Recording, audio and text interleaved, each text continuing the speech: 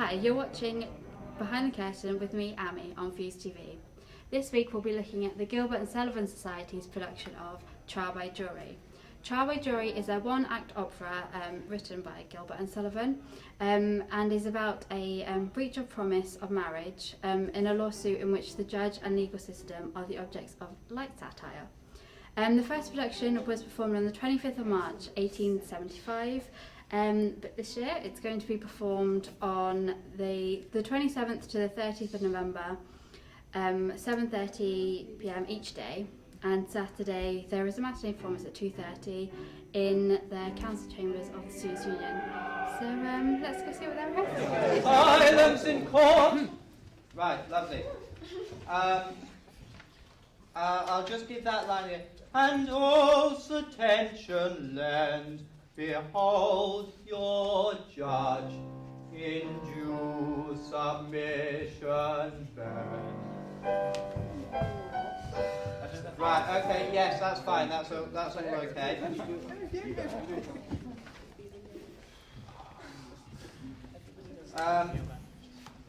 Okay, so for the end of this song, I want to just go from the bit from, you've just done hush, hush, he speaks, and then he'll tell us how. Okay. Okay. So I'm here with Daniel, who's the director of Trial by Jury. So Daniel, can you sort of tell us about sort of the vision, the artistic vision you have for the play? Well, the show is a satire of the fundamentally a satire of a particular law, which stated that if you were a man and you proposed to a woman and then you broke off your engagement, you could be sued for what was called breach of promise of marriage. This appears in Dickens in the Pickwick Papers, and so that law then became redundant in 1970, but the satire still remains there. And what essentially is an examination of I suppose, the way men treat women. And we have a wonderful line in it where early on where the jury sing, oh, I was like that when a lad, a shocking young scamp of a rover. I'd behave like a regular cad, but that sort of thing is now over. I am now a respectable chap, and therefore I haven't a scrap of sympathy with the defendant. And I think that sums up actually the show quite well, in that it's quite a sharp characterisation of the way people treat each other. And so there's also this bigger question around it of the chorus, why are there people watching this trial? And so I was interested in the idea of these being people who are of interest. So and so we've set it in the 20s in this in a sort of P.G. Wodehouse, Bertie Wooster world. But also brought in elements of the Bright Young Things, so we can look at so it feels a bit more like a celebrity show trial, rather than just some which gives a reason for the chorus being there. And I suppose that's essentially it. A Bertie Wooster meets Evelyn Waugh meets celebrity culture.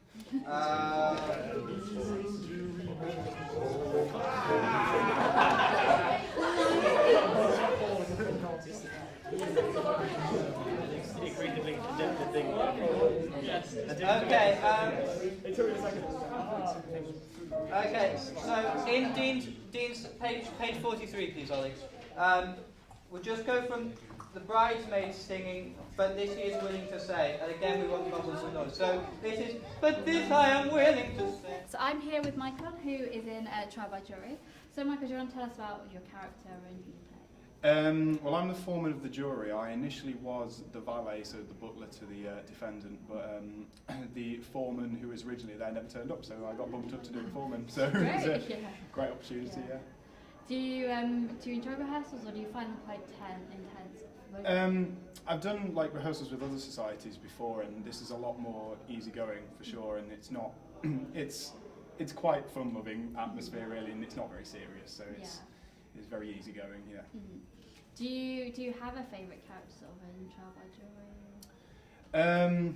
I think just for the characterisation, it's got to be the judge, because he's such a flamboyant, sort of excitable characters there.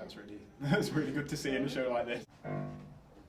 The question, gentlemen, is one of liquor. You ask for guidance, this is my reply. He says when tipsy, he would thrash and kick up. Let's make him tipsy, gentlemen, and try. So I'm here with Ian, who is in Trial by Jury. So Ian, do you want to just tell us about your character and who you play and the role in Trial by Jury? I'm playing the learned judge who's sort of the title or lead role, where I'm just an old, somebody in his mid-50s who's a perv, really, and that's the role that I've got. So I'm here with Freya, who plays the plaintiff in Trial by Jury. So Freya, do you want to tell us a little bit about your character and sort of like the role they play within the production? So she kind of, in a way, controls the whole thing because it's all about her who she got rejected when she was about to get married, and so she's wearing a wedding dress throughout it. And yeah, she's basically trying to sue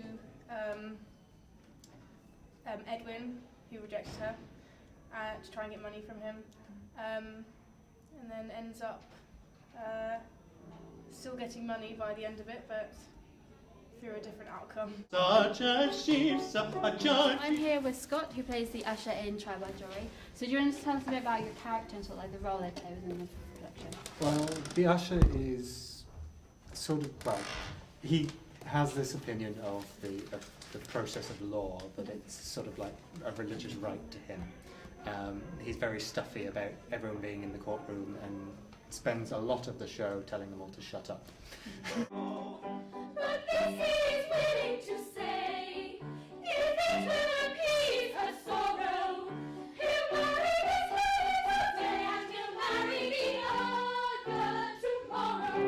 Tra-la-la, singing so merrily, tra-la-la, tra-la-la, tra-la-la, singing so merrily, tra-la-la.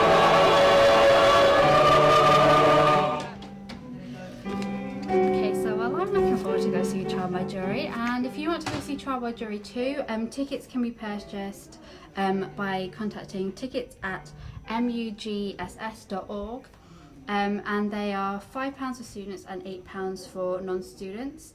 The performances will be running from the 27th to the 30th of November, all evening performances, 7:30 p.m, apart from Saturday where there'll be a matinee performance at 2:30. All of them will be at the Council Chambers in the Students' Union.